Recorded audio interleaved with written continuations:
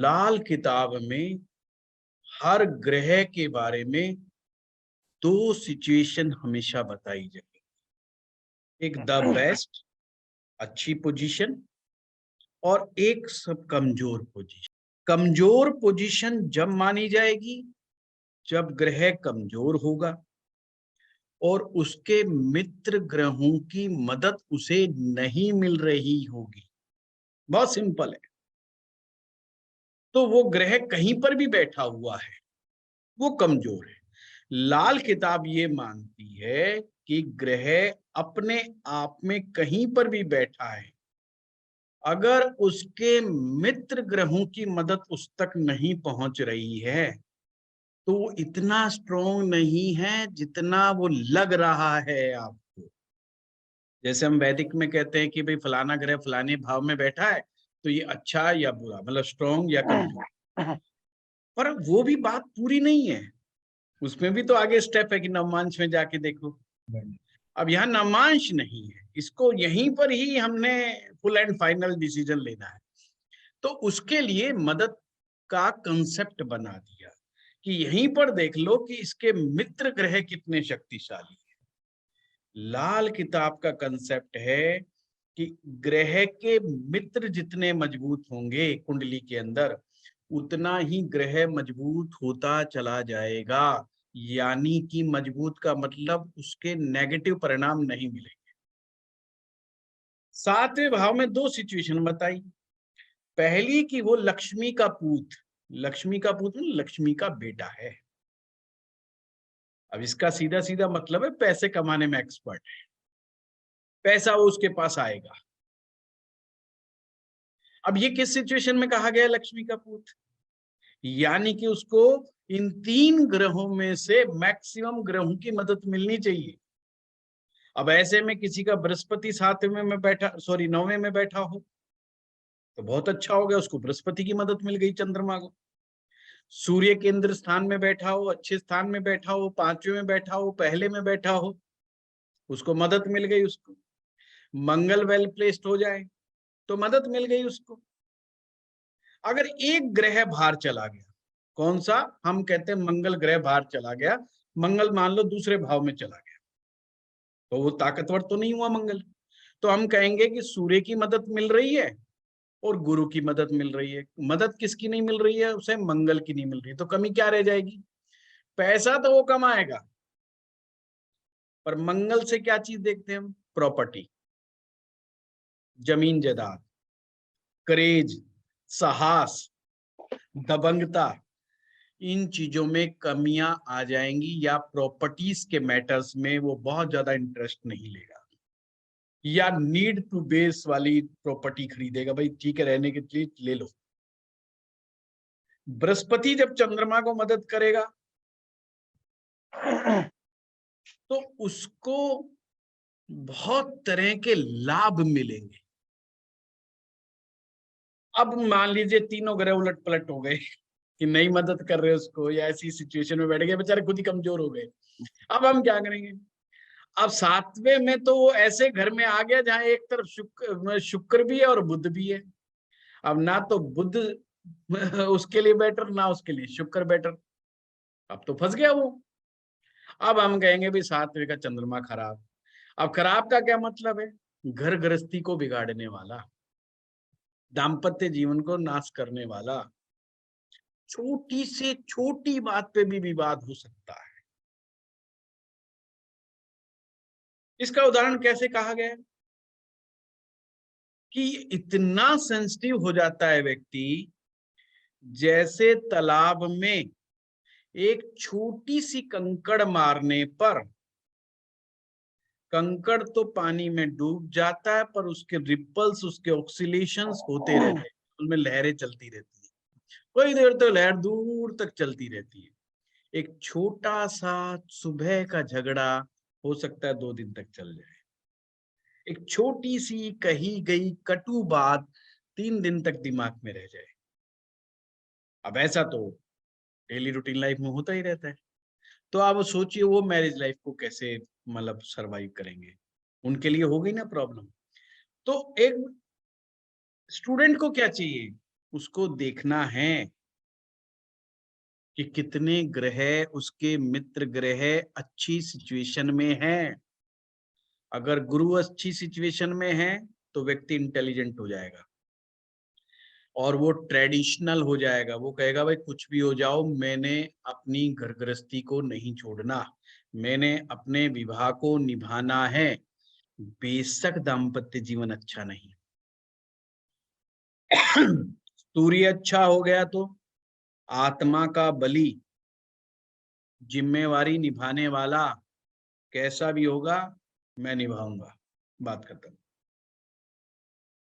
आप एक एक चीज अच्छी होती जाएगी कुंडली में, आप एक एक चीज प्लस करते चले जाइएगा, चंद्रमा उठ जाएगा, चंद्रमा की ताकत बढ़ जाएगी। ये मतलब है। मदद नहीं मिलेगी तो कल मैंने आपको समझाया था, चंद्रमा हमारी साइकी को बिल्ड करता है और हमारी साइकी अपसेट होने से ही हमारे जीवन में रोग पैदा होते हैं। किसी को गुस्सा क्यों आता है, किसी को आंख में प्रॉब्लम क्यों होती है, किसी का पेट खराब क्यों होता है, आर्थराइटिस के पीछे भी मानसिक रोग ही जिम्मेवार है। मैक्सिमम बीमारियां मन से आती हैं, मन के रोग, इवन डायबिटीज के पीछे भी मानसिक तनाव ही जिम्मेदार है। तो यानी चंद्रमा इनडायरेक्ट रूप से कितना बड़ा रेस्पॉन्सिबल प्लेनेट है आपको रोगग्रस्त बना देने में। चंद्रमा को बल नहीं मिला तो चंद्रमा को चंद्रमा की तरह मत देखो, उसको मन की तरह देखो। अगर मन को बल नहीं मिला तो क्या हालत हो जाती है। कभी हम घबरा जाते हैं, कभी कभी ऐसी जीवन में सिचुएशन आती है, ऐसी विपरीत परिस्थितियों में हम फंस जाते हैं और घबरा जाते हैं। और कितना जल्दी उभरते हैं, जितने ज्यादा मजबूत दोस्त, फिर मैं कह रहा हूं जितने ज्यादा मजबूत दोस्त हमारे कंधे पर हाथ रख करके कहते हैं हम तेरे साथ हैं, उसी क्षण तो हम बाहर निकल आते हैं उस सिचुएशन से। अच्छा तू भी मेरे साथ है, तू भी मेरे साथ चल।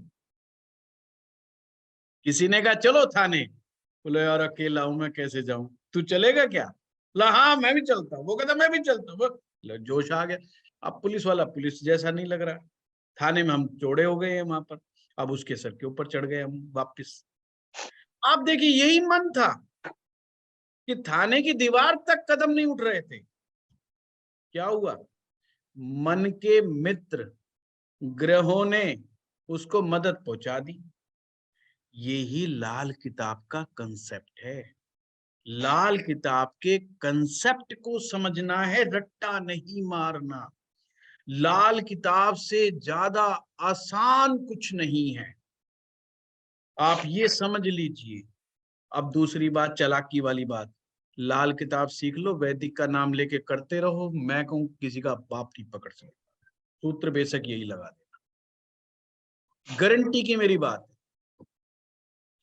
कोई नहीं पकड़ सकता। उसमें आप डेप्थ में जाओगे, नवमांशा में, दसमांशा में, कहीं जाने की जरूरत नहीं, सब कुछ यहीं पर इसी जगह पे मिल जाएगा। सिर्फ दो तीन चीजों को एक साथ मिक्स मत करना, मिक्स करते ही कबाड़ा हो जाएगा, खिचड़ी बन जाएगी, फिर मुझे मत कहना। जल्दबाजी बिल्कुल मत करना। आज मैं आपको एग्जाम्पल बता, चंद्रमा अष्टम भाव में हमारी बात चलो, सभी लोग एक स्वर में क्या बोलेंगे, साहब चंद्रमा तो नीच का हो गया। बिल्कुल हो गया चंद्रमा नीच का, यही पढ़ाया गया था। वैदिक किताब में भी चंद्रमा वृश्चिक राशि में नीच के हो जाते हैं, लाल किताब भी कह रही नीच के हो जाते हैं। पर क्या पता है कि जिनका चंद्रमा अष्टम में होता है वो दीर्घायु भी हो सकता है? पर क्या आपको पता है कि चंद्रमा जब अष्टम में होता है व्यक्ति बहुत बड़ा धनवान व्यक्ति भी होता है? तो हमें लाल किताब की अगर थ्योरी को पकड़ेंगे ना, तो फिर हम यूं यूं डगमगाएंगे नहीं। पहले समझिए लाल किताब ने अष्टम भाव को क्या कहा है। आठवां भाव यानी कि शमशान भूमि, एक वीराना, एक ऐसा वीरान जगह जहां कोई आना पसंद नहीं करता, या ऐसी भूमि, ऐसी जमीन जहां पर मुर्दे जलाए जाते हैं। और जलते हुए मुर्दों के पास कौन रहना पसंद करता है। उनके साथी भी कहते हैं बस किसी तरह ये फूके तो हम चले। हैं, ये बड़ा टाइम लगा रहा है, आज तो कमाल की बात है, सारी जिंदगी तंग किया, अब भी जलते समय भी तंग कर रहा है। हैं, जल्दी जल्दी काम नहीं कर रहा है, इसका हिसाब किताब। हवा भी नहीं चल रही आज तो, ताकि हवा चले तो जल्दी बात बने। एक ऐसी जगह, डिटैचमेंट की जगह, और जो 9 ग्रहों में से highly sensitive, highly emotional planet चंद्रमा जब वैराग्य में जाता है, वैराग्य की भूमि पर जाता है, तो उस चंद्रमा का क्या हाल होता है आप इमेजिन कर सकते हैं। चंद्रमा समाज है, चंद्रमा सोसाइटी है, चंद्रमा मन है। और शमशान का मतलब सोसाइटी से दूर, समाज से दूर, ऐसी जगह। और उसी समाज के सबसे बड़े प्लेनेट को अगर उस स्थान पर बैठना पड़ जाए, लाल किताब ने क्या कहा है, जला हुआ दूध। जले हुए दूध का मतलब क्या है? जले हुए दूध का मतलब है दूध भी फूक गया और स्वाद भी नहीं आया। दूध कब जलता है? आप आग जला करके छोड़े जाओ, उबलता उबलता उबलता उसकी क्वांटिटी भी घट जाती है, और लास्ट में वो बर्तन के भी चिपक जाता है। और जब वो चिपक जाता है वो खाने लायक भी नहीं बनता, और वो दूध भी की क्वांटिटी भी उड़ जाती है। अर्थात हमें फायदा नहीं है। इसे दुखियारी माँ भी कहा गया कि माँ दुखों और कष्टों से भरी हुई है। अब स्टेप बाय स्टेप करते हैं। चंद्रमा अष्टम में, चंद्रमा कौन है? माँ। तो हमने एक चीज पकड़ ली, माँ। इसका मतलब है कि माँ को कष्ट होगा, माँ के सुख में कमी आएगी, माँ की हेल्थ खराब रहेगी। अब ये 3 बात बताई कि माँ की हेल्थ खराब रहेगी, या माँ के साथ संबंध अच्छे नहीं रहेंगे, या माँ के सुख में कमी रहेगी। माँ के सुख में कमी से मतलब है माँ से दूर रहना, माँ साथ ना रहे। माँ अगर तुम्हें खाना बना बना के रोज नहीं खिला रही है, कोई ऐसी सिचुएशन है कि बच्चा कोई हॉस्टल में पढ़ रहा है, जाकर के दूर जाकर के पढ़ रहा है, तो उसको माँ का सुख नहीं मिल रहा है एक प्रकार से। तो ऐसे में क्या करेंगे? हम कहें माँ का सुख नहीं मिला, माँ की मृत्यु हो जाना जल्दी आयु के अंदर, माँ का सुख नहीं मिला। पर क्या जिन लोगों के चंद्रमा अष्टम में होते हैं, क्या ये तीनों सिचुएशन हर एक के साथ घटती है क्या? तो आप कहेंगे ऐसा तो नहीं है, हमारे पास तो एग्जाम्पल है कि उनके साथ तो ऐसा नहीं हुआ, उनकी तो माँ भी जिंदा है, माँ तो उनके साथ भी रहती है। ऐसा कैसे हो गया? लाल किताब का यहीं पर आंसर छिपा हुआ है कि अगर उसको बृहस्पति की मदद मिलेगी, अष्टम के चंद्रमा को ध्यान से समझना, अष्टम के बृहस्पति को, सॉरी, अष्टम के चंद्रमा को बृहस्पति की यदि मदद मिलेगी, तो व्यक्ति दीर्घायु भी होगा, धनवान भी होगा। दीर्घायु भी होगा, धनवान भी होगा, और मां को कष्ट नहीं होगा। ये सिर्फ एक बृहस्पति का प्रभाव बता रहा हूं मैं। अब ऐसे में अगर डायरेक्ट सपोर्ट मिल जाए, डायरेक्ट सपोर्ट कैसे मिलेगी? अगर सेकंड हाउस में बृहस्पति बैठ जाए, तो लाल किताब में क्या है कि सेकंड हाउस में बैठा है बृहस्पति, तो उसको देख रहा है, और अष्टम में बैठा हुआ चंद्रमा भी बृहस्पति को देख रहा है। कमाल की बात है, सपोर्ट मिल गई। दृष्टि का मतलब हम एक दूसरे को बड़े आराम से रसद पहुंचा सकते हैं, एक दूसरे को मदद पहुंचाने का रास्ता होता है। लाल किताब कहती है दृष्टि का मतलब एक दूसरे को, यानी एक भाव से दूसरे भाव में मदद पहुंचाने का रास्ता। वो दृष्टि मतलब डायरेक्ट मदद पहुंचाई जा सकती है, डायरेक्ट सप्लाई है। जैसे मेरे घर और आपके घर, मैं अपने यहां से आपको मदद पहुंचाना चाहूं तो उसके लिए बहुत जरूरी है कि एक अच्छी खासी सड़क होनी चाहिए ट्रांसपोर्टेशन के लिए। जितनी उम्दा सड़क होगी, जितना उम्दा मेरा व्हीकल होगा, उतनी जल्दी मदद आपके घर तक पहुंचेगी। पर अगर सड़क ना हो, अगर व्हीकल ना हो, तो मदद पहुंचने में देर करती है। अब आप, मैं बार बार कह रहा हूं मदद मदद मदद, आप भी कंफ्यूज होंगे कि भाई दृष्टि को मदद मानूं क्या मानूं। दृष्टि का मतलब है डायरेक्ट मदद, फटाफट तुरंत से भी पहले मदद मिल रही है। पर अगर दृष्टि संबंध नहीं है, पर वो मित्र भी है और दृष्टि संबंध बन नहीं रहे, तो भी ग्रह मदद पहुंचाएगा, पर वो डायरेक्ट मदद नहीं होगी, वो इमीडिएट मदद नहीं होगी, वो इनडायरेक्ट घूम फिर करके मदद आएगी आप तक, क्योंकि रास्ता तो बना हुआ ही नहीं आपकी कुंडली में। फॉर एग्जाम्पल, लगन में गुरु बैठ गया, चंद्रमा 7वें में बैठ गया, डायरेक्ट मदद होगी, आमने सामने हो गई। सप्तम भाव को लगन में बैठा हुआ गुरु देख रहा है 100% दृष्टि से, तो गुरु डायरेक्ट मदद पहुंचा देगा चंद्रमा को। अब चंद्रमा को बलहीन होने का मतलब ही नहीं बनता, बेशक वो सप्तम में बैठा हुआ। पॉइंट समझ रहे हो मेरे? अब मान लीजिए चंद्रमा तो सप्तम में बैठा, पर गुरु बैठ गया 12वें भाव में। अब डायरेक्ट मदद कैसे आएगी? दृष्टि संबंध तो कोई है ही नहीं, कोई बन ही नहीं रहा, कुछ भी नहीं हो रहा, उल्टा टक्कर और लग गई बृहस्पति की, क्योंकि अब चंद्रमा 8 में हो गया। अब वो मित्र है पर टक्कर मार रहा है, उल्टा उस ग्रह को नुकसान उठाना पड़ रहा है बृहस्पति से। इसका मतलब क्या हो गया? बृहस्पति घर का बड़ा बुजुर्ग व्यक्ति होता है। हमेशा जब भी ना समझ में आए ना, यार ये बृहस्पति क्या गड़बड़ करेगा, बृहस्पति आपके घर में बैठा हुआ बड़ा बुजुर्ग या मुखिया, जो आपके साथ ही गेम खेल जाएगा, या आपको गलत सलाह दे देगा, गलत राय दे देगा, अपने फायदे के लिए गलत रास्ते पे ले जाएगा, ऐसा आदमी भी मिल सकता है। तो ऐसे में क्या कहती है लाल किताब? पहले तो उस बृहस्पति को ठीक करो भाई, क्योंकि जिससे मदद लेनी है वही पहले हमारा तो नुकसान करने को तैयार बैठा हुआ है पहले ही।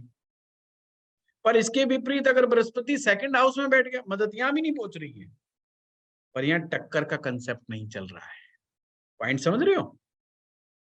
तो हमें इलाज करना है, देखना है, समझना है कि मदद डायरेक्ट मिल रही है कि इनडायरेक्ट। जो डायरेक्ट मिल रही है, ग्रह आपको वो नेगेटिव परिणाम देगा ही नहीं, देने ही नहीं देगा, बेशक वो कम नजर आ रहा है। इसलिए चंद्रमा जिसका अष्टम में बैठा है, सेकंड हाउस के अंदर बृहस्पति बैठा है, वो दीर्घायु भी है, वो धनवान भी है, पैसे वाला भी है। हाँ, एक बात है, लाल किताब कहती है भाई ये जो 8वें का जो चंद्रमा होता है, ये 2 नंबर का पैसा भी कमवा देता है, साइड इनकम क्रिएट करवा देता है, 2 नंबर का पैसा करवा देता है। अब 2 नंबर के पैसे का मतलब, अगर आप सरकारी अधिकारी है तो रिश्वत से पैसा आप कमा लोगे, अगर आप व्यापारी हैं तो आप टैक्स का पैसा नहीं दोगे, वहां से पैसा मार लोगे, है, या किसी को 1-2 नंबर उल्टा सीधा घुमा दोगे हिसाब किताब, वो खो सकता है। क्योंकि हमारा क्या कंसेप्ट था? फ्लो इन मनी, कैश, चंद्रमा है ना आपका, लिक्विडिटी। अब लिक्विडिटी कहां पहुंच गई? अष्टम में। 8वां भाव छिपा हुआ भाव है। तहखाना, तहखाना बोलते हैं घर में जो ऐसे स्थान जो अंधेरी जगहों पे छिपा के रखे जाते हैं और देखने पर भी एहसास नहीं होता कि ये तहखाना है, मतलब गुप्त स्थान घर के अंदर। तो बड़े बड़े लोगों के यहाँ तो होते ही होते हैं और आज भी होते हैं। तो ये अष्टम भाव है। अब तहखाने को बनाने की आवश्यकता किसको पड़ेगी? जिसके खूब पैसा होगा और जिसमें 2 नंबर भी शामिल होगा, वो ही बनाएगा। आप लॉजिक समझिए लाल किताब, भाई वो क्यों कह रहा है कि 2 नंबर का पैसा आने के संकेत है और खूब सारा पैसा आने के संकेत है। अब आप एक रेडी लगा के बैठे हैं, आप पहले 10 रुपए की कोई चीज दे रहे थे, आपने चुपके से किसी को 12 में पेल दी, पर कितना 2 नंबर कमा लिया। उसके लिए तहखाना बनाने की बात थोड़ी करेगी लाल किताब। बेशक आप आटे में नमक मिला रहे, पर वो इतना नहीं है कि तय खाना बनाने की आवश्यकता पड़ जाए आप लोग। तो लाल किताब की लॉजिक को बड़े आराम से समझना है। तो जब भी मैं कहता हूं मदद, मदद अगर इनडायरेक्ट है, डायरेक्ट मदद नहीं मिल रही है, तो मैं उन ग्रहों को मजबूत बनाने की आवश्यकता होती है। मजबूत बनाने का मतलब भी समझ लो, उस ग्रह की चीजों को अपने पास रखना, अपने शरीर पर धारण करना, खाने में इस्तेमाल करना, अपने पास में रखना। अब चाहे वो धातु है तो हाथ में पहन लो, गले में पहन लो, रतन है रतन धारण कर लो, खाने में उसकी सामग्री का इस्तेमाल बढ़ा दो, बर्तनों में इस्तेमाल बढ़ा दो। यही रेमेडी है। उस ग्रह से रिलेटेड देवता की पाठ पूजा शुरू कर दो। वो ग्रह जिन चीजों को लाइक करता है, उन चीजों को अपने जीवन में अपना लो, और जिन चीजों को वो ग्रह लाइक नहीं करता है, उन चीजों को तुरंत छोड़ दो। अब चंद्रमा को मदद लेनी है बृहस्पति से। बृहस्पति को नॉनवेज पसंद नहीं, बृहस्पति को उल्टा सीधा जंक फूड खाना पसंद नहीं, चाइनीज बर्गर पसंद नहीं, और मदद पहुंचानी है चंद्रमा को। तो लाल किताब कहती है समूल परिवर्तन करना है, एक रेमेडी नहीं करनी सिर्फ। जी मैं तो हल्दी वाला दूध पी रहा हूं, पर शाम को चाइनीज फूड खा रहा हूं, हो गया सारा गालमेल। उसे नहीं पसंद। जुपिटर ट्रेडिशनल प्लेनेट है, उसको आपके जो आपके पुरखे बाप दादा परदादा आपके हिंदुस्तान में जो लोग खाते आए, जो आपकी जमीन से उपजा हुआ अनाज, वो अनाज खाओगे तो बृहस्पति खुश होगा। अब बंगाली आदमी इसमें मछली खा रहा है, चावल खा रहा है, ये उसका ट्रेडिशनल फूड है। पर वो अपना हरियाणा का बैठा हुआ आदमी का ट्रेडिशनल फूड नहीं है ये। तो हमें देश काल स्थिति के अनुसार निर्णय करना है। पहाड़ का आदमी अगर चावल खा रहा है, बिहार का आदमी अगर चावल खा रहा है, ये उसका ट्रेडिशनल फूड है। इसको ये मत देगे चंद्रमा का फूड है, ये उसका ट्रेडिशनल फूड है। अब इस फूड में जुपिटर इन्वॉल्व है, ये उसका प्राइम फूड है। अब जो लोग चावल खाने वाले हैं, आप उनको अब 3 टाइम रोटियां बना बना के देने लग जाओ, 2-4 दिन तो खाएंगे, 5वें दिन पगला जाएंगे, है ना। जैसे हम लोगों को अगर कोई चावल खिलाने लग जाए 4-5 दिन, सुबह भी दोपहर भी शाम भी, तीसरे दिन बोलो भाई भाग लो यहाँ से, बोले ये गड़बड़ काम है, नहीं होगा ऐसा। परंतु जहां पर दिन रात वो फूड खाया जाता है, वो वहां का ट्रेडिशनल फूड हो जाता है। अब एक आदमी, अमेरिकन आदमी को आप रेमेडी बता रहे हो और वो ब्रेड खा रहा है, ये उनका ट्रेडिशनल फूड हो गया, वो जंक फूड नहीं। जंक फूड हमारे लिए जंक फूड है, उनके लिए थोड़ी है। तो हमें फूड डिसाइड करते समय बड़ा ध्यान से समझना है कि उस जगह का फूड क्या है, उनकी मान्यताएं क्या है, फिर लाल किताब काम करेगी। ऐसे नहीं मतलब आंख के अंधे नहीं बनना हमने, भाई साहब जो है बस बाबा वाक्यम प्रमाणम, जो बाबा जी ने कह दिया वही वाक्य प्रमाण है। उन्होंने कहा ये बंद करना है तो बंद करना है, ये चीज चालू करनी है तो चालू, ऐसा नहीं करना है।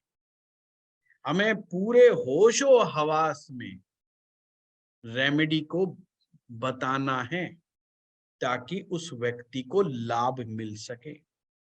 और सिंपल सी बात है, जब आदमी जंक फूड छोड़ देगा, चाइनीज फूड छोड़ देगा, बर्गर छोड़ देगा, पिज्जा छोड़ देगा, चंद्रमा उसका ऑटोमेटिक ठीक होना शुरू हो जाता है।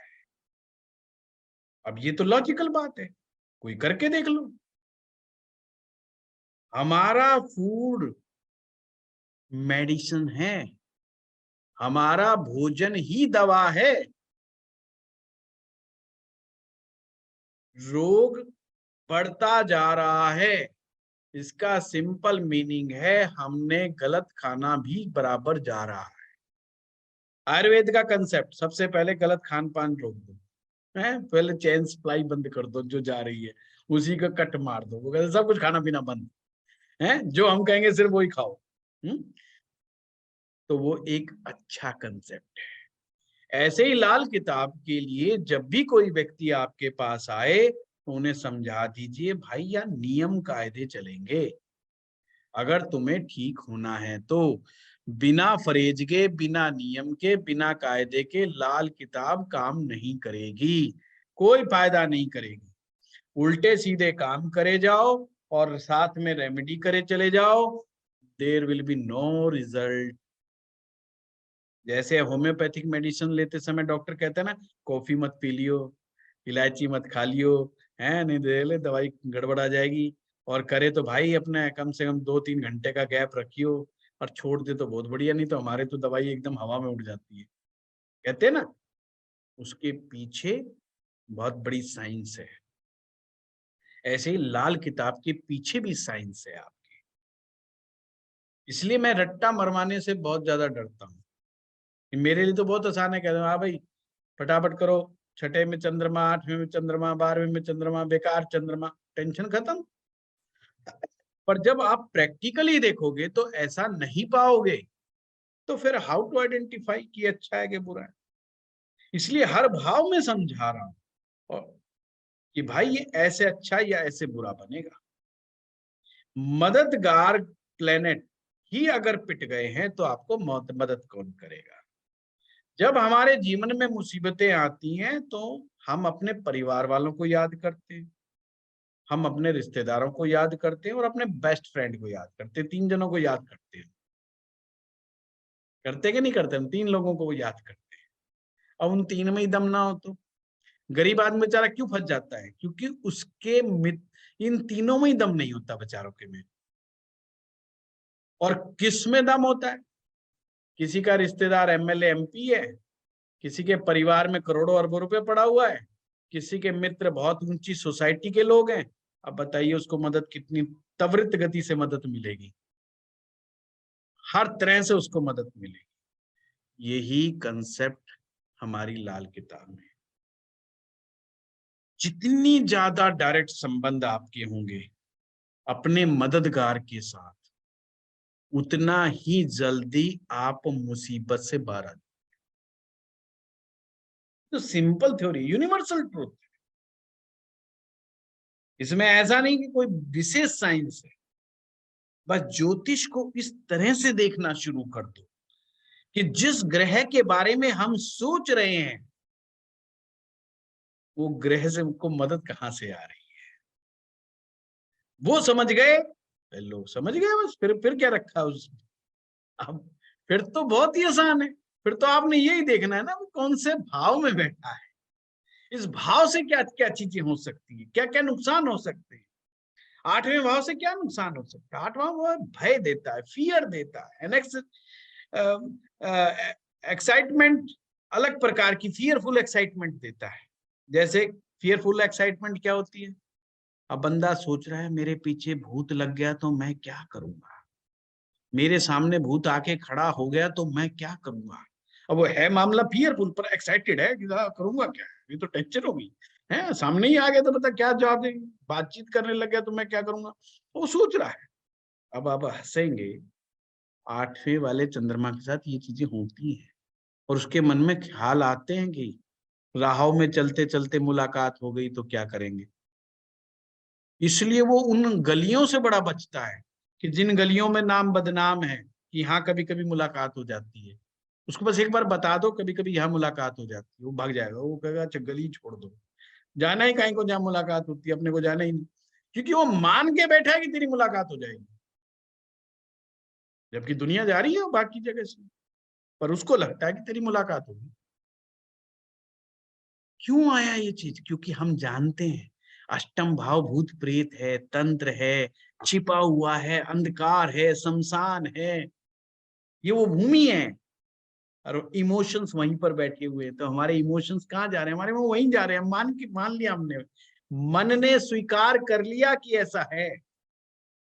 ध्यान रख लीजिए, मन जब स्वीकार जिस चीज को कर लेता है वो चीजें इस संसार में उत्पन्न हो जाती है। बहुत गहरा सूत्र है। मन जिस चीज को स्वीकार कर लेता है वो ही सृष्टि में बनना शुरू हो जाता है। जब आदमी मन से स्वीकार कर लेता ना भूत है, तो उसको भूत दिखने भी शुरू हो जाते हैं। ये मत सोचना कि सिर्फ उन्हें माना ही है, मान लेने से ही भूत दिखते हैं। और जो कहता है मैंने भूत मुझे आज तक नहीं दिखाई दिए, इसका मतलब वो मानता ही नहीं है भूत है।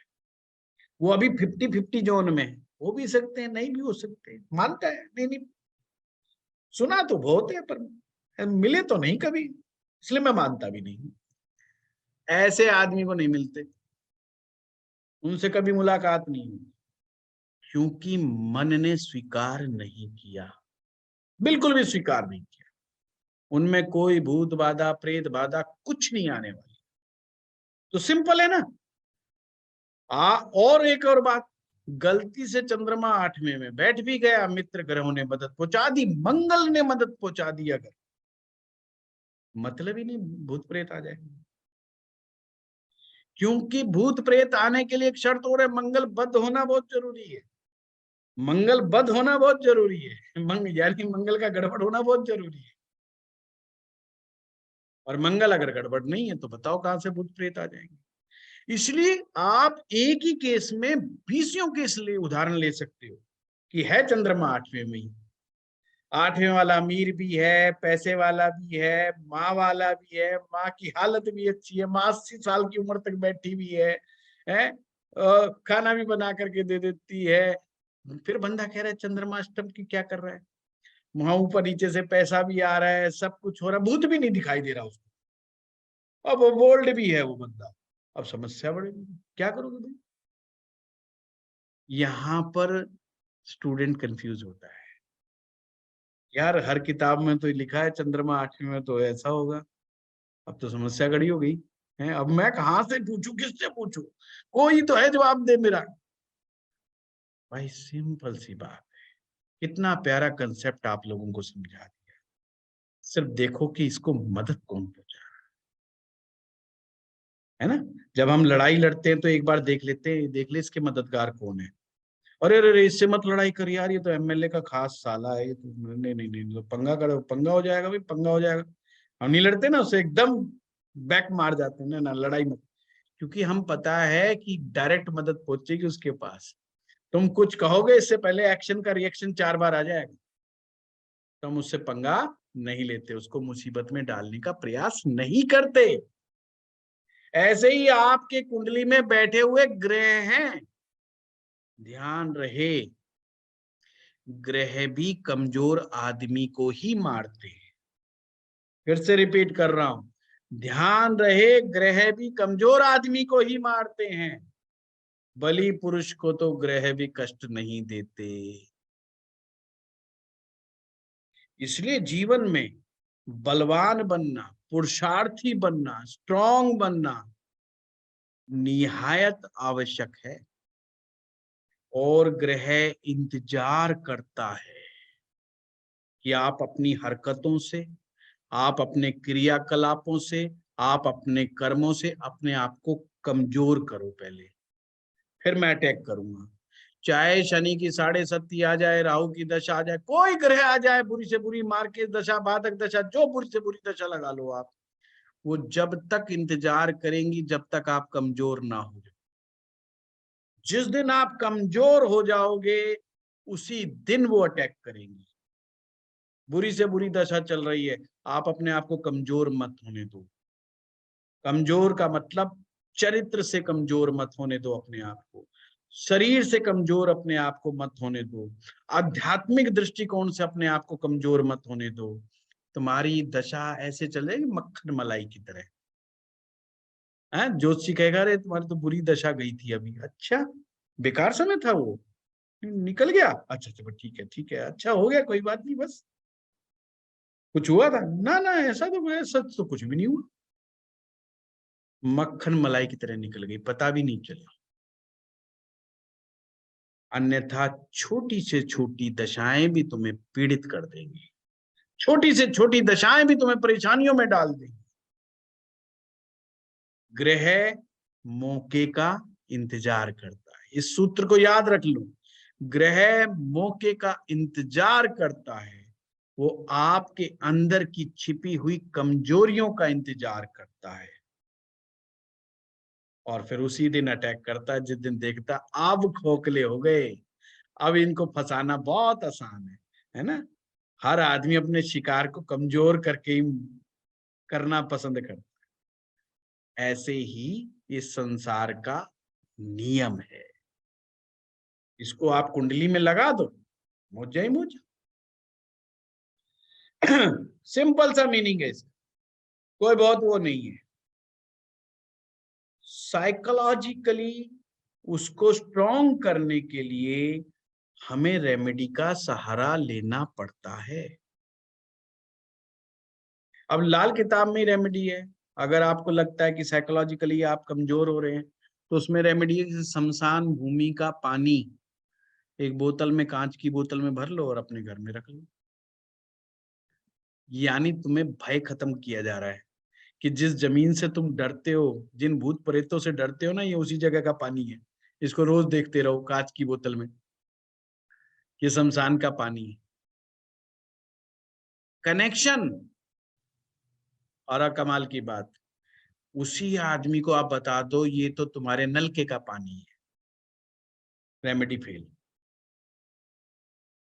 जिसका चंद्रमा 8वां बैठा है, मानसिक रूप से कमजोर है, साइकोलॉजिकली परेशानियां चल रही हैं, उसको कह दो शमशान भूमि में ला करके पानी मैंने तेरे कमरे में रख दिया है, ये शमशान भूमि के कुएं का पानी है, नल का पानी है, ट्यूबवेल का पानी है, ये रख दो। और उसको ऊपर बता दो ये शमशान भूमि का है, बार बार याद दिलाओ उसे, बहुत जल्दी ठीक हो जाएगा। उसको कह दो बस इसको यहां से हटाना नहीं है, ये तेरी रक्षा के लिए है। जो चीज उसको खतरा दे रही थी वो ही उसकी रक्षक बन जाएगी। ये मनोवैज्ञानिक फैक्ट है। हम कहते हैं गंगा, आपने लाल किताब में देखा होगा बार बार आता है गंगा जल भर के रख दो, गंगा जल भर के रख दो, क्योंकि गंगा जल प्योरिटी और शुभता के लिए जाना जाता है, पॉजिटिव एनर्जी के लिए जाना जाता है। जब हमें लगता है हमारे घर में गंगा जल पड़ा है, और जितना हम गंगा जल को पवित्रता के साथ रखते हैं, उतना वो जल हमारे साइकोलॉजी के साथ मेलापक करके हमें मजबूती प्रदान करता है। ये चीज समझ लीजिए। ये बहुत छोटे छोटे उपाय जो है आपको रखने हैं। उस व्यक्ति को इस तरीके से बताओ कि तुम्हारी किसी घर में कोई बूढ़ी महिला हो, उसके पांव छू करके आशीर्वाद लें, दादी नानी के आशीर्वाद लें, नहीं है तो भी कोई मोहल्ले की कोई बुजुर्ग महिला हो, उसके पांव छू करके आशीर्वाद लें। अष्टम के चंद्रमा से रिलेटेड तकलीफें कम हो जाएंगी। बहुत छोटी छोटी चीजें हैं। सेकंड हाउस में अगर कोई पाप ग्रह बैठ जाए तो दूध लेना कांच की बोतल में और वीराने में जाके दबा देंगे, बात खत्म, पाप ग्रह का असर खत्म। तो ऐसा नहीं है कि आपको रट्टा मार के चलना है, सिर्फ चीजों को समझ करके चलना है। अब चलते हैं फटाफट, अभी तो हमने नेगेटिव एग्जाम्पल ले लिया, चलते हैं पॉजिटिव एग्जाम्पल की तरफ। चंद्रमा नवम भाव में हो तो क्या हो? सीधी सी बात है, फर्स्ट स्टेप कि वहां पर वेलकम करने वाला कौन सा ग्रह बैठा है 9th हाउस में। वहां तो जुपिटर जी महाराज बैठे हैं, बृहस्पति बैठे हैं, चंद्रमा के परम मित्र बैठे हैं। तो इससे फर्स्ट स्टेप पर ही क्लियर हो जाता है कि साहब ये तो चंद्रमा के लिए बहुत उत्तम ग्रह है। किस चीज के लिए उत्तम है? यहाँ पे बृहस्पति की मलकियत है, अध्यात्म के लिए अच्छा है, हायर एजुकेशन के लिए अच्छा है, तरक्की उन्नति के लिए अच्छा है, नौकरी करते हो तो प्रमोशन के लिए अच्छा है, वहां पर बैठे हुए बॉस के लिए अच्छा है, ऑफिस के अंदर मतलब अब बॉस आपको लाइक करेगा, तीर्थ यात्राएं बहुत करोगे, आपके पिता की आयु के लिए अच्छा है, आपके पिता के स्टेटस के लिए अच्छा है, इन सब चीजों के लिए अच्छा है। और ऐसा व्यक्ति तो मिलेगा जिसका नवम में चंद्रमा है फिर भी गड़बड़ है। फिर भी गड़बड़ है, नवम में बैठा है चंद्रमा। कौन बताएगा? देखो सूर्य कहाँ बैठा है, किस हालात में बैठा है कुंडली के अंदर। सूर्य अगर गड़बड़ बैठा है तो पिता की आयु कोई जरूरी थोड़ी कि बहुत लंबी होगी, पिता का स्टेटस बहुत ऊंचा होगा, जरूरी थोड़ी है। अब आप ऐसा कैसे देखेंगे? सूर्य सिंपल है, पहले भाव में और पांचवें भाव में कोई पाप ग्रह ना बैठे, सूर्य सातवें में ना बैठा हो, और बैठा हो तो कमजोर ना बैठा हो। आप ये चीजें देखते चले जाओ, तुरंत पता लग जाएगा। अब मान लीजिए पांचवें घर में राहु बैठा है, पांचवें घर में राहु बैठा है तो ऑटोमेटिक सूर्य को भी डेंट लग गया भाई, सूर्य को डेंट लग गया। अब सूर्य मदद नहीं पहुंचा पाएगा जितनी पहुंचानी चाहिए थी उसको, चंद्रमा को। चंद्रमा नवम में बैठ के पिता के स्टेटस को ऊपर कर रहा है, पिता की तरक्की उन्नति करवा रहा है, पिता की लंबी आयु करवा रहा है, पर पिता तो सूर्य है ना। तो कुंडली में देखो कि सूर्य के हालात खुद के कैसे हैं। चंद्रमा तो सब कुछ देने को तैयार है पिता के लिए, पर खुद पिताजी कैसे हालात में है, तो देख लो सूर्य को। अब राहु जी महाराज बैठे हैं या शनि पांचवें में बैठ गए या शनि लगन में बैठ गए, सूर्य पीड़ित हो गया। अब ऐसे में पिता को कष्ट आ जाएगा, पिता को दुख तकलीफ आ जाएगी, पिता को जो है कोई ना कोई शारीरिक रोग व्याधियां आ जाएंगी, सूर्य कमजोर हो गया तो। मंगल को देख लो आप कि मंगल के कैसे हालात हैं, बृहस्पति को देख लो बृहस्पति के कैसे हालात हैं। अगर पंचम भाव में मंगल बैठ जाए ऐसे में, तो लाल किताब का सूत्र है पंचम भाव में बैठा हुआ ग्रह नवम भाव को डायरेक्ट दृष्टि से देखेगा, 50% दृष्टि से है। मदद पहुंचेगी पर इतनी तेजी से नहीं पहुंचेगी, थोड़ा धीरे पहुंचेगी पर पहुंचेगी, डायरेक्ट पहुंचेगी। मतलब स्पीड कम हो गई है परंतु पहुंचेगी, थोड़ा टाइम लग रहा है पर पहुंचेगी। अर्थात मुसीबत आने पर मंगल हमें मदद देगा, थोड़ा लेट देगा। अब मंगल कौन है हमारे जीवन में? मंगल हमारा बड़ा भाई है, मंगल हमारा भाई है, मंगल भाई जैसा कोई मित्र है, ये ध्यान रखिएगा। कोई हमारा भाई जैसा मित्र। भाई जैसा मित्र कौन सा होता है? जिसके हमारा बहुत घर में आना जाना, उठना बैठना, ब्याह शादी सब कुछ साथ, हमारे इमोशंस मिलते हो, जो हमें मदद करता हो, जो हमें बहुत अच्छे से तरह जानता हो। अब ऐसे में आप मुझे कहिए, अब वो कहेगा हाँ भाई है, भाई के हाथ में तो है ये काम, अब बोला तो है पर भाई ने अभी कुछ जवाब नहीं दिया, तो ज्योतिषी को क्या कहना है? 100% मदद देगा वो, तो 2-4 दिन रुक जा बस, मदद आएगी, धीरे आएगी ना। पर अगर डायरेक्ट संबंध हो जाता तो ज्योतिषी के पास जाने की जरूरत ही नहीं थी, मदद तो पहुंच चुकी होगी तुरंत। ये अंतर है, इस अंतर को आप समझ लोगे तो दिक्कत नहीं आएगी। तीसरे भाव में कोई ग्रह बैठा है, तीसरे भाव में जो भी ग्रह बैठेगा लाल किताब के अनुसार वो 11वें भाव में बैठे हुए 11वें भाव को भी देखेगा, साथ में 9वें भाव को भी देखेगा। अब तीसरे भाव में बृहस्पति बैठ जाए और 9वें में चंद्रमा बैठ जाए, क्या बेस्ट कॉम्बिनेशन है। क्योंकि बृहस्पति सीधा डायरेक्ट मदद पहुंचाएगा, सूर्य तीसरे में बैठ जाए, चंद्रमा 9वें में बैठ जाए, डायरेक्ट मदद मिलेगी सूर्य से। अर्थात उस व्यक्ति का तो पिता ही हर चीज में आगे से आगे मिलेगा। वो कहेगा पापा प्रॉपर्टी चाहिए, ले बेटा, पापा कर्जा लेने जा रहा हूं बैंक में, बेटा मत जा, मैं ही तेरे को दे देता हूं अपनी एफडी तुड़वा करके, काहे को कर्जा लेना है तेरे को।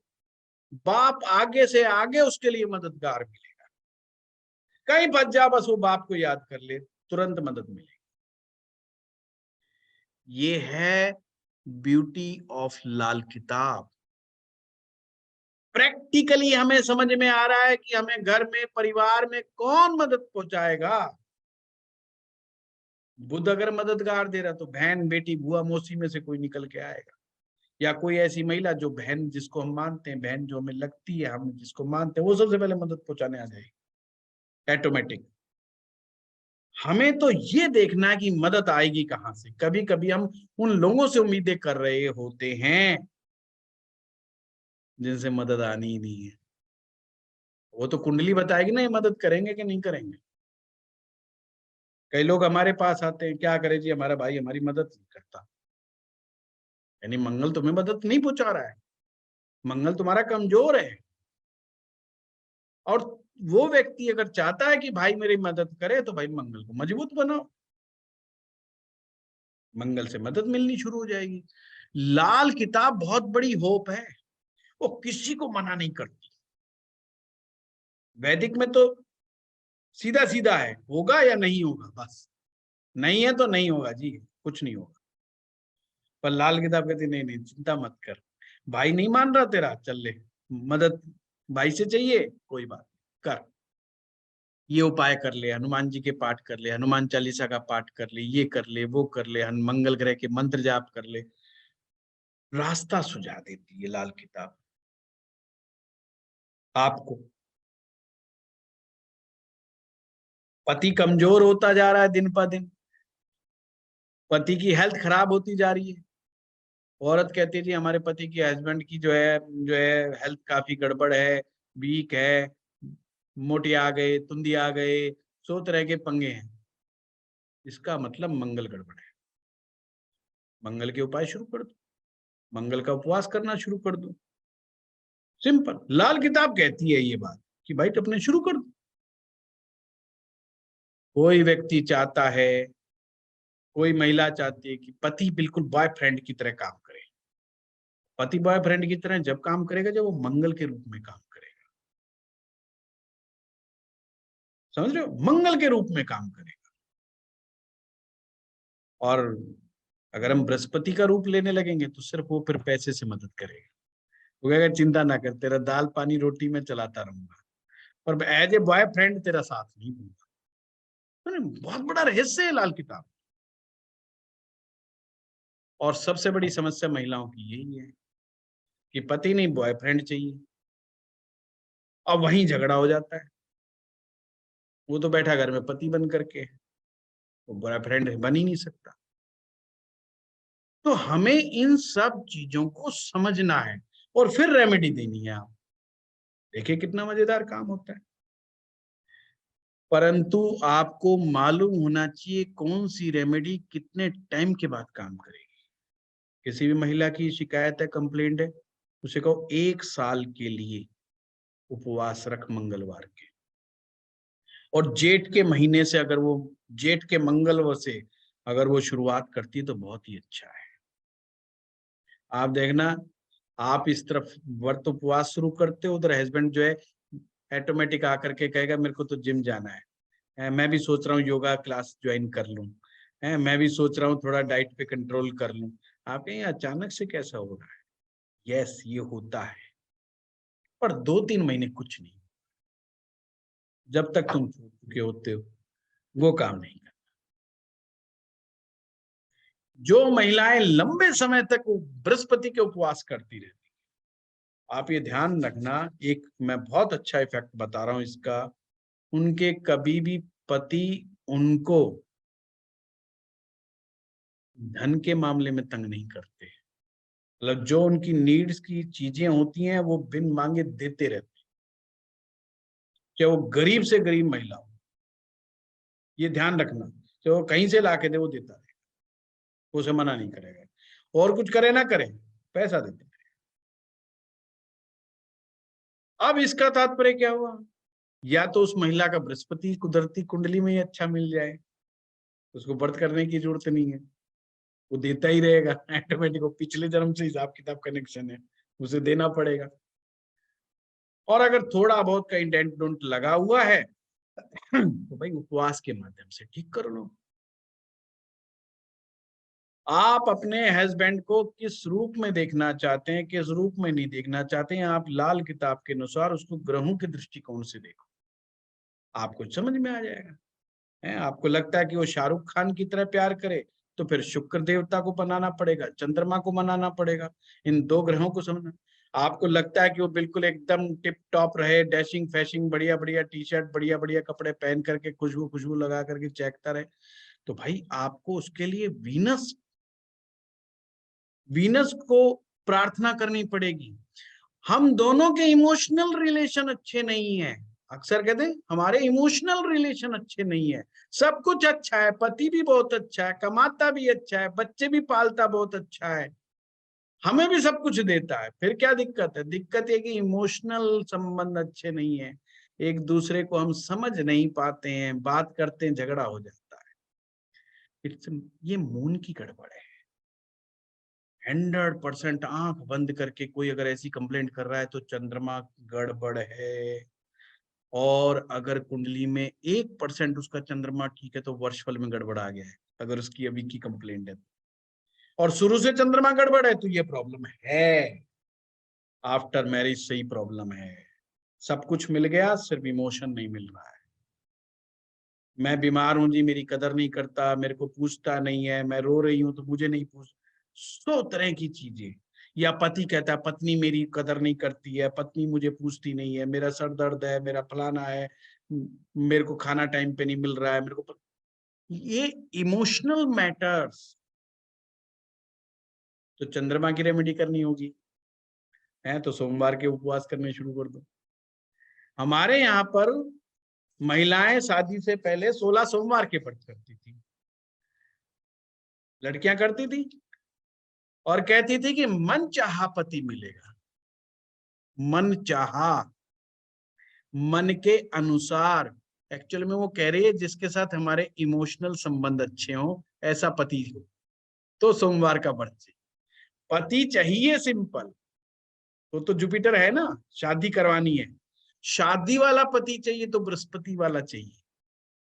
शादी वाला पति चाहिए तो बृहस्पति से आएगा, बॉयफ्रेंड वाला पति चाहिए तो मंगल से आएगा, इमोशनल पति चाहिए जहां से इमोशनल रिलेशन हो तो चंद्रमा से आएगा। चंद्रमा को जितना अच्छा बनाओगे पति के साथ रिलेशन उतने अच्छे हो जाएंगे। शुक्र को जितना अच्छा बनाओगे बातचीत का व्यवहार में शुद्धता आ जाएगी। नहीं गाली गलौज करते हो तो अपने बातचीत में शुद्धता आने लग जाएगी। ध्यान रखिएगा, शुक्र बहुत अच्छी वाणी बोलता है। गाली गलौज 3 ग्रहों से आती है, ध्यान रखना, गाली गलौज 3 ग्रहों से आती है, राहु केतु और मंगल, ये गाली गलौज के ग्रह। शनि झूठ का ग्रह है, झूठ बोलने का। हाँ बोल रहे हैं, अभी अभी मैं यहीं से आया हूँ, उसमें यही था, है यही नहीं था वो, चाहे कहीं और था। है झूठ बोलना, झूठ शनि ग्रह से आएगा। अगर हम चाहते हैं कि ये सब ना हो तो हमने इन ग्रहों के इम्पैक्ट को कम कर देना है उनकी लाइफ से।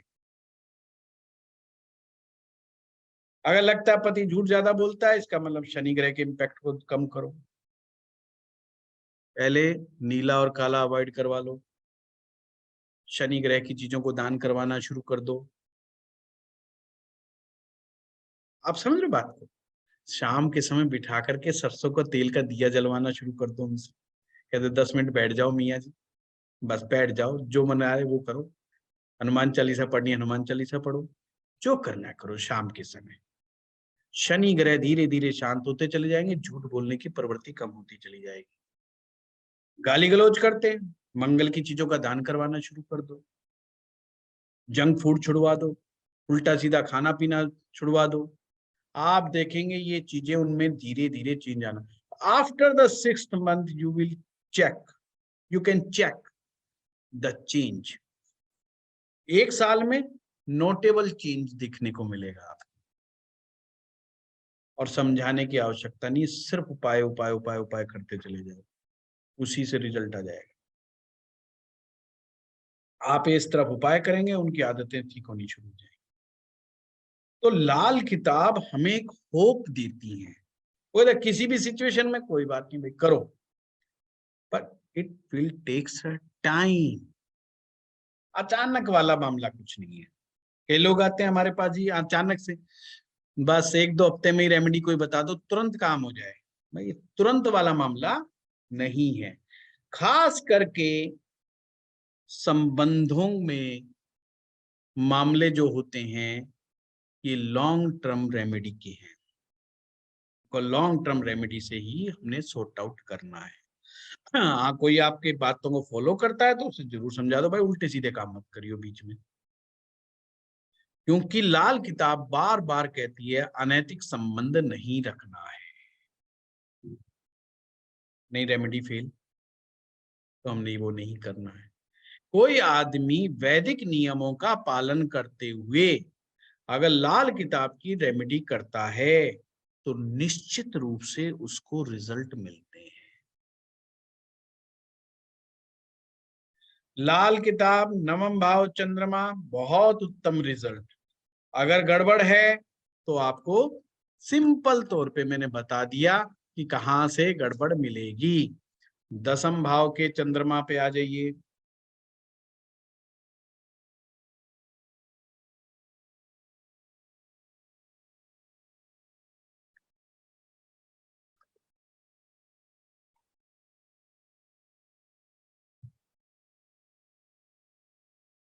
दसम भाव चंद्रमा, सिंपल सी बात है, 10वां भाव किसका है?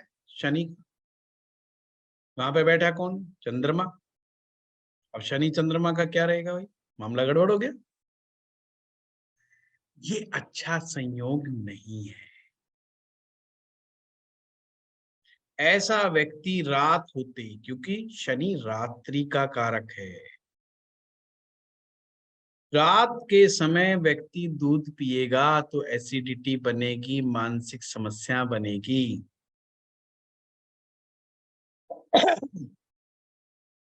तो ऐसे व्यक्ति को अगर दूध पीना है तो सूरज के समय, दिन के समय दूध पी ले, सांझ होने के बाद दूध बिल्कुल भी ना पिए।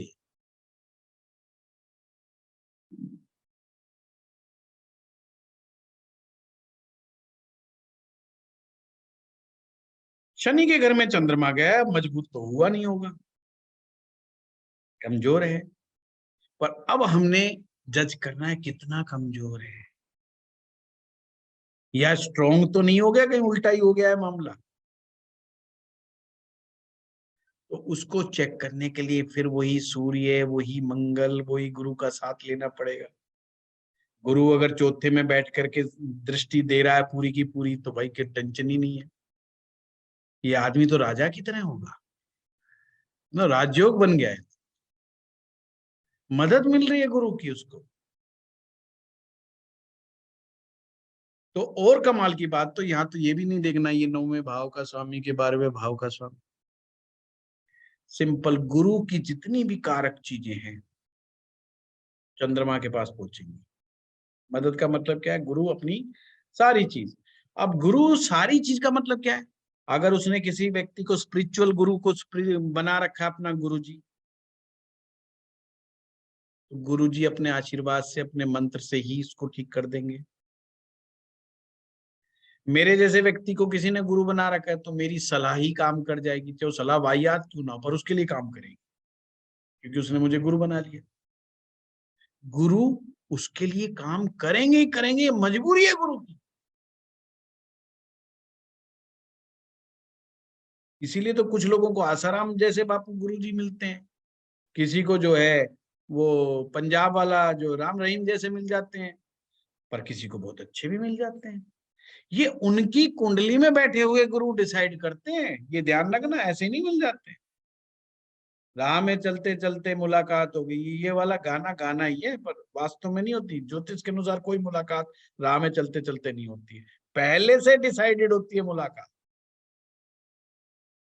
इसलिए हमें इस बात को समझना होगा, अगर कुंडली में गुरु आपको मदद दे रहा है तो आपका बाबा, आपका दादा, आपका गुरु, आपका टीचर, आपका मेंटर, आपका गाइड, कोई भी बड़ा बुजुर्ग व्यक्ति, कोई रिटायर्ड पर्सन आपको नेक सलाह देगा और उसकी सलाह जरूर मानना। उसके लिए सबसे बड़ा निर्देश, तो कुछ ना समझ में आए, अच्छा कोई अपने घर परिवार का नाम मिले ना, कोई पार्क में बैठा हुआ बूढ़ा आदमी, उससे बात करनी शुरू कर देना और कह देना भाई बाबा मैं तो फलानी मुसीबत में फंस गया। वो जो सलाह दे देगा ना वो कारगर सिद्ध होगी उसके लिए। ये भी मत पूछना कि पढ़ा लिखा है कि नहीं, बस सलाह मांग लेना उससे। वो जो सलाह कह दे कि बेटा फलाने से मिल ले, ये कर ले, वो कर ले, या तू यूं नहीं यूं कर ले, वो कारगर सिद्ध होगा।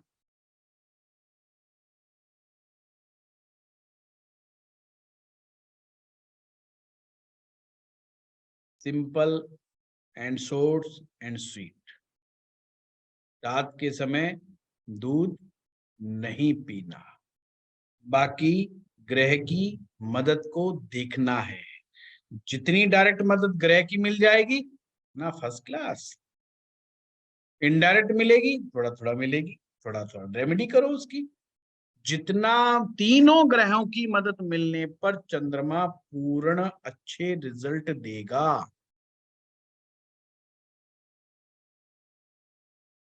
इसमें रेमेडी लिखी हुई है, धर्म स्थान में जाना चाहिए, श्राप माह संडे से परहेज, विधवा औरत की मदद न करे, रात को दूध मत पिए, दरिया का पानी या बारिश का पानी लगातार 10 साल तक घर में रखे, रात होने पर अपने हाथ में कोई दवाई मत लेवे।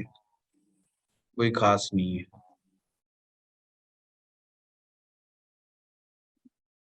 अब देखिए चंद्रमा यदि 11वें भाव में हो तो क्या होगा।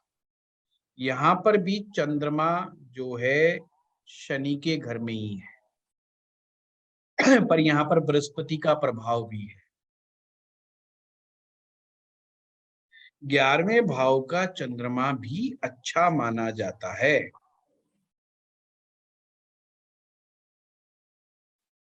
और बृहस्पति को जितना अच्छा बनाएंगे उतना ही उत्तम परिणाम देखने को मिलेंगे।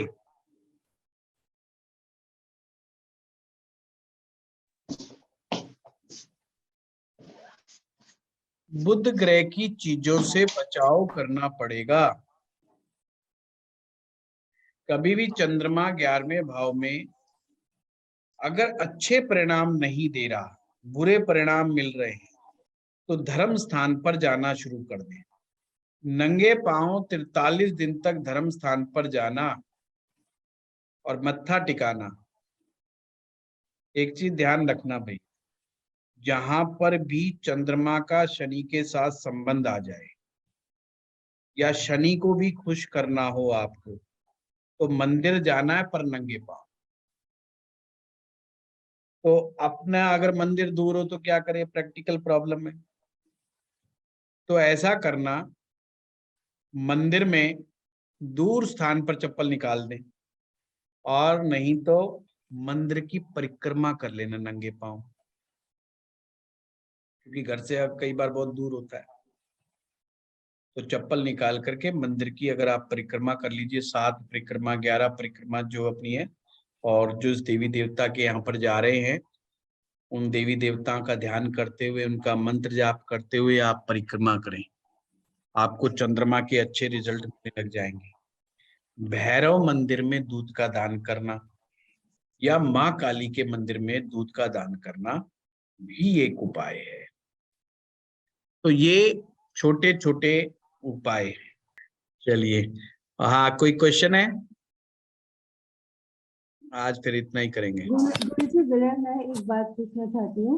हाँ, सपोज आपको हमारे चंद्रमा अष्टम में हो और सूर्य दूसरे भाव में बैठे हो, तो ऐसे में सूर्य भी डायरेक्ट उनको देखते हैं, चंद्रमा भी देखते हैं, तो सूर्य ज्यादा अच्छे भाव पे नहीं है, मैं मानती हूँ, या थोड़ी कमजोर आ गए, तो फिर भी थोड़ा बहुत तो चंद्रमा को मदद मिलेगी। नहीं, चंद्रमा को डायरेक्ट मदद देंगे, यानी कि उस ग्रह में जितनी शक्ति है वो मदद तुरंत पहुंचेगी। लेकिन सूर्य अच्छी पोजीशन पे तो नहीं बैठे कभी हैं। कभी छोटे लोगों से भी तो हमें मदद मिलती है, बेशक वो इतने शक्तिशाली नहीं है पर वो बेचारे फिर भी मदद कर रहे हैं हमारी अपनी। तो ये वो प्रकार की मदद है, यानी कि पिता जैसे भी हालत में होगा वो तुरंत मदद पहुंचाने का प्रयास करेगा, चाहे वो कमजोर हालत में क्यों ना हो, परंतु वो मदद देगा। पिता से उसको मदद मिलेगी ही मिलेगी। अब चाहे पिता खुद रो करके मदद दे, चाहे ना रो करके मदद दे, पर देनी पड़ेगी। हाँ सुषमा जी। हाँ सर, 11th हाउस में चंद्रमा आज ये क्लास सुषमा जी आप ही के लिए करी है मैंने सारी, आप ही को समझाने के लिए नए तरीके से करना पड़ा मुझे। क्यों सर? देख लो। हाँ बताइए। सर आपने बोला ना 11th हाउस के चंद्रमा में अपन बृहस्पति की मदद ले सकते, मतलब मंदिर जाने का बोला, तो सर अगर ऐसे में 11वां भाव सुषमा हाँ। जी समझिए, 11वां भाव बृहस्पति का है और हाँ सर। 11वां भाव शनि का भी है। हाँ सर। शनि के तो वो जमीन है जी। और बृहस्पति वहां का मालिक है। जब हम बृहस्पति को देखते क्या देखते, दूसरा भाव, 5वां, 9वां, 11वां और 12वां, इन पर बृहस्पति का अधिकार है। तो एक प्रकार से वहां पे दो ग्रह बैठे हुए हैं, एक बृहस्पति और एक शनि। तो चंद्रमा 11 में पहुंचा, तो बृहस्पति तो उसको मदद देगा ही देगा। दिक्कत तो शनि इसके साथ है, शनि उसको मदद नहीं देगा चंद्रमा को। हाँ। ऐसे में चंद्रमा को कष्ट हो रहा हो शनि के कारण, तो बृहस्पति को मजबूत करना, बृहस्पति यानी कि मंदिर में जाना है। पर सर अगर बृहस्पति 10th में हो तो? 10th। मैडम भूल जाओ सुषमा जी, मैं जो कह रहा हूँ उस पर फोकस करो। हाँ हाँ सर ठीक है। शनि नंगे पैर आदमी को पसंद करता है, झुकने वाले इंसान को पसंद करता है। जी। इसलिए रेमेडी क्या बनाई, बृहस्पति से मंदिर बना और नंगे पांव परिक्रमा करना या अपने घर से मंदिर नंगे पांव जाना और सिर झुकाना। तो शनि देव भी प्रसन्न हो गए। हाँ सर। दोनों प्रसन्न हो जाने से चंद्रमा को अब कष्ट नहीं। हाँ काल भैरव शनि से रिलेट करते हैं, मंगल से भी रिलेट करते हैं। काल भैरव दूध चढ़ा दिया वहां पर, दूध स्वयं चंद्रमा है। जी।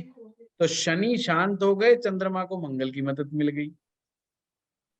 ऐसे रेमेडीज बनाई जाती है। रेमेडीज के पीछे का लॉजिक को हमें समझना है, ठीक है। अब सर बृहस्पति कहीं बैठा रहो, अब अगर अब वो 10वें में बैठा है तो उसको 10वें के हिसाब से देखो कि भाई वो तो नीच राशि में माना गया है, तो यानी कि बृहस्पति कमजोर है। जब बृहस्पति कमजोर है तो चंद्रमा को मदद कैसे पहुंचाएगा, तो नहीं पहुंचा पाएगा। एक तो उसको डायरेक्ट पहले ही मदद नहीं पहुंचाने का रास्ता मिल रहा उसको बेचारे को। 11वें में चंद्रमा बैठा है, 10वें में बृहस्पति बैठा, तो डायरेक्ट मदद का तो कोई ऑप्शन है नहीं उसके पास। क्या करेगा, इनडायरेक्ट मदद पहुंचाएगा, और वो खुद भी कमजोर है, इनडायरेक्ट भी कितनी मदद पहुंचेगी। तो ऐसे में बृहस्पति को मजबूत बनाना बहुत जरूरी हो जाता है, उसको शुद्ध बना के रखना बहुत जरूरी हो जाता है, ताकि हमें मदद मिलती रहे। अब इसमें हम क्या करेंगे, अब इसके अंदर मैंने बताया था जब बृहस्पति करवाया था आप लोगों को, है ना। 10th हाउस बृहस्पति के अपन उपाय करेंगे उसमें। हाँ उपाय करेंगे, पर धार्मिकता वाले उपाय नहीं करने। हाँ धार्मिकता वाले नहीं करेंगे। हाँ ज्योति जी। सर एक क्वेश्चन और था सर। सर 8th हाउस में भी आपने बताया ना, चंद्रमा के साथ में अगर गुरु है, मान लो गुरु ही चंद्रमा के साथ ही गुरु है सर, तो सर उसमें हमने एक केस देखा सर ऐसा, उसमें उनकी माँ चली गई जल्दी, मतलब ठीक है। लेकिन सर वो जो जिस जातक की कुंडली है सर, वो अपने पियर में जब तक थे ना, वहां पे उनको बेनिफिट अच्छा था, लेकिन वो ससुराल में आने के बाद उनको मतलब लॉसेस हुए हैं ऐसा। अभी जो लाइफ है उनकी नॉर्मल है। सुषमा जी आप सीधा केस स्टडी की बात कर रहे हो, और केस स्टडी जो है एक डिफरेंट फैक्टर है। अच्छा सर। हम केवल चंद्रमा के आधार पर उस पर नहीं बात करते, हाँ में सर हमें चंद्रमा। चौथे भाव को भी देखना पड़ेगा। चौथे भाव में जड़ में कौन सा ग्रह वहां पर बैठा था हाँ जिसकी सर वजह से ऐसा हो, है ना। तो बहुत सारे डिफरेंट आयाम हैं, ग्रहों की टक्कर को देखना पड़ेगा, धर्मी ग्रहों को देखना पड़ेगा, सर ये आएगा। 8th हाउस इन लॉज का भी होता है ना sir? In laws in laws का सेकंड हाउस। सेकेंड हाउस होता है। हाँ जी। अच्छा गुरुजी एक क्वेश्चन मेरा भी था। कोई बात नहीं, एक बार ज्योति जी का नंबर आने दो। सर मुझे ये पूछना था, जैसे आपने बताया कि अगर ग्रह दृष्टि से मदद करता है चंद्रमा को सूर्य, गुरु और मंगल, और या साथ बैठते तो मदद करता है। अगर चंद्रमा जिस घर में बैठ रहा है जहाँ पे सूर्य या मंगल या गुरु उनके कारक है घर को, तो उसको भी हम मदद ही मानेंगे। अगर वो दृष्टि भी नहीं पड़ रही है या साथ में भी नहीं बैठा है तो उस घर में आके बैठ गया, वो भी मदद। ज्योति जी, इसलिए मैंने बताया एक डायरेक्ट मदद है, एक इनडायरेक्ट मदद है। से इनडायरेक्ट डायरेक्ट मदद। इनडायरेक्ट मदद तो हर ग्रह अपने मित्र की करता ही करता है ना, ये अंडरस्टूड बात है, वो करेंगे ही करेंगे। अब हमारे ऊपर है कि हम उसकी मदद को बढ़ाना चाहते हैं कि नहीं बढ़ाना चाहते। जी सर। उपाय का मतलब है हम उसकी मदद को लेना चाह रहे हैं, हम उसकी मदद को बढ़ाना चाह रहे हैं। जी सर। और सर एक प्रश्न था कि अगर चंद्रमा सप्तम भाव में है और ये सूर्य मंगल और गुरु तीनों ही जैसे कि 6, 8, 12 में है या 6 या 8 में ही है इकट्ठे, तो इसमें चंद्रमा पीड़ित हो गया। पीड़ित हो गया, ऑटोमेटिक पीड़ित हो गया। पहली बात तो चंद्रमा सप्तम में बैठ के पीड़ित हो गया, और ऊपर से अगर उसके जो मददगार ग्रह वो भी पीड़ित हो जाए, मतलब कमजोर पड़ जाएंगे, तो चंद्रमा को ज्यादा नेगेटिव असर होगा ना। और वो केतु शुक्र भी साथ में हो सप्तम में, तो इसमें किसकी रेमेडी सबसे पहले करनी चाहिए, सूर्य मंगल? वो केस स्टडी जब फिर पूरा देखेंगे जब देखेंगे ना। Okay sir. हाँ शिवांगी जी, आप बताइए। गुरुजी, जैसे आज आपने बताया कि चंद्रमा जब दशम भाव में होता है तो वो शनि के घर में होता है, और हमें यहाँ पर गुरु की यदि चौथे भाव से देख ले तो मदद मिल जाएगी, और यदि गुरु खुद उसके साथ में दशम में बैठा हो तो भी वो मदद कर पाएगा क्या? वो भी तो मदद करेगा ही करेगा, करेगा ही करेगा। वो बात अलग है कि गुरु बेचारा खुद नीच राशि में है, नीच का, हाँ वही पूछना था तो गुरु, नीच का। जितनी मदद मिलनी चाहिए थी उतनी मदद नहीं मिलेगी, वो जरूर है, पर हाँ डेफिनेटली मदद करता है। देखो अभी आप लोगों ने सूर्य कर लिया, बृहस्पति कर लिया, चंद्रमा भी समझो कर लिया, 3 ग्रह कर लिए, कुछ कुछ अंडरस्टैंडिंग डेवलप हो रही है। जब तक आप 9 ग्रह तक पहुंचोगे आपकी अंडरस्टैंडिंग बहुत गजब की डेवलप हो जाएगी, और फिर जब मैं ग्रामर कराऊंगा ना तो आपको तकलीफ नहीं आएगी। अब मैं पहले ग्रामर डालता तो आपको चीजें नहीं समझ में आती, अब मैंने आपकी अंडरस्टैंडिंग इतनी डेवलप कर देनी है कि आपको तुरंत समझ में आ जाना है। और ये टेक्निक, जिस टेक्निक से मैं आप लोगों को करा रहा हूं, आपको कहीं दूसरी जगह मिलेगी नहीं। जिस तरीके से मैं आपको बता रहा हूं, श्लोक मिल जाएंगे, पोएट्री मिल जाएंगी, जैसे हम बीच बीच में बोलते हैं, ये सब मिल जाएगा आपको। पर जिस टेक्निक को मैं लेकर के चल रहा हूं, जो कि बहुत ही सरल है, समझना बहुत आसान है, उसी से आपको बहुत आसानी से चीजें निकल जाएंगी। केस स्टडी करते समय ज्यादा प्रेशर नहीं पड़ेगा। चलिए, आप लोगों का बहुत बहुत धन्यवाद, मिलते हैं व्हाट्सएप पर। सर थैंक यू गुरुजी। बोलिए सुषमा जी, क्या कह रहे हैं? सर आज आपने ये नहीं बताया सर, जैसे आप हमेशा में बताते हैं ना कि वो सर जो छूट जाते हैं ना, जैसे कि अगर ये ऐसा होगा तो कुछ शर्तें बताते हैं, शर्तें सर आज चंद्रमा की किसी भी उसमें शर्तें एक भी नहीं आई सर। कौन सी शर्त थी? सर शर्त 8, 9, 10 तीनों में कोई भी शर्त नहीं आई सर, जैसे कि आई थी, आपने ध्यान नहीं दिया। नहीं सर, हम तो पूरा लिख रहे हैं सर। हाँ देखो कहाँ चूक हुई है। 10वें भाव में शर्त आई है ना, रात के समय, चाहे रात के समय आपने दूध नहीं पीना, वो हाँ शर्त बस ही सर एक ही शर्त है, दूध नहीं पीना। बाकी जैसे आप बताते हैं बहुत सारा कि अगर ये ग्रह यहाँ होगा तो ये ऐसा होगा वैसा होगा, ऐसी कोई तो शर्त है? उसमें 9वें में कोई शर्त नहीं है। हाँ 10th में भी नहीं है और सर 8th में भी नहीं है। हाँ, कोई शर्त नहीं है, आपको शर्त फ्री कर दिया। अच्छा सर। और हमेशा ये सोचा करो आज क्या बढ़िया करवाया है, क्या नहीं करवाना है उस पे सोच नहीं जानी चाहिए। कितना बढ़िया आज हुआ है उस बात पे, आज की क्लास में सबसे बेस्ट क्या पार्ट है, उस पे दिमाग लगाओ और लिखो कि आज ये पॉइंट बहुत बढ़िया बढ़िया बता। नहीं, इससे है ना आपका चीजों को देखने का नजरिया परिवर्तित हो, और ये जो नजरिया है यही हमारी जिंदगी में केतु ग्रह है। और केतु अच्छा तो बृहस्पति अच्छा, ध्यान रखना, केतु अच्छा तो बृहस्पति अच्छा, केतु बुरा तो बृहस्पति बुरा। सिंपल कंसेप्ट है, हमें अपने नजरिए पर ध्यान रखना। अभी क्या बताया, राहु केतु मंगल, ये जब हम बातचीत करते ना, ये बड़ा कड़वा बुलवा देता है। सामने वाला अच्छा बोल दिया, हो गई। लड़ाई झगड़ा क्या है? लड़ाई झगड़ा नहीं है, सिर्फ शब्दों का गलत इस्तेमाल ही लड़ाई झगड़ा है। अब वो आप पति से कर लें गलत इस्तेमाल शब्दों का, बच्चों से कर लें, रिश्तेदारों से कर लें, गलत इस्तेमाल तो गलत इस्तेमाल ही है शब्दों का। और जब तक हमारा केतु अच्छा नहीं होगा, हम गलत शब्द का इस्तेमाल करते चले जाएंगे। मैं जब नौकरी करता था, मैंने अपने बॉस को एक बार ये कह दिया, सर लगता है आपको समझ में नहीं आया ये बात। उसको ये बात बड़ी चुभ गई और उसने मुझे डांट दिया। मैं बहुत नया था, बहुत बिल्कुल यंग, पतला दुबला एकदम से निकल करके आया, नई नई नौकरी। तो खैर फिर भी वो बेचारा सीनियर था उस समय, वो 45-50 साल से ऊपर का था।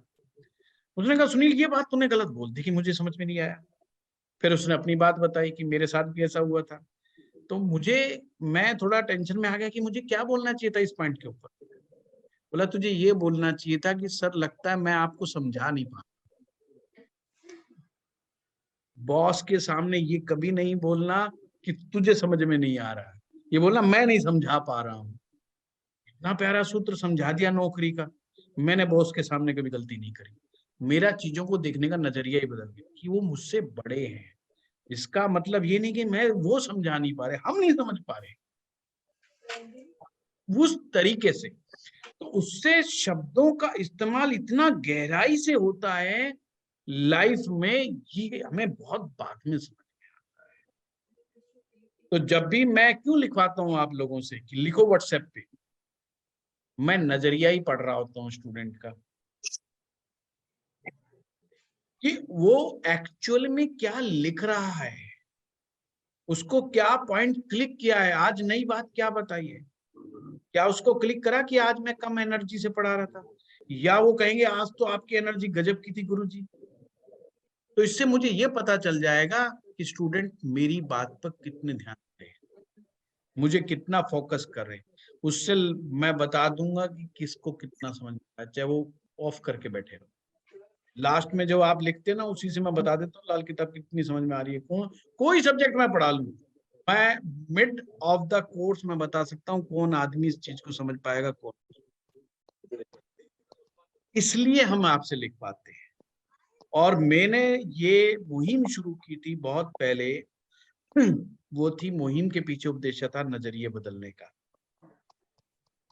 कि कंप्लेंट को हमने कितने प्यार से रखना है कि कंप्लेंट कंप्लेंट जैसी नजर ना आए, है ना। Thank you.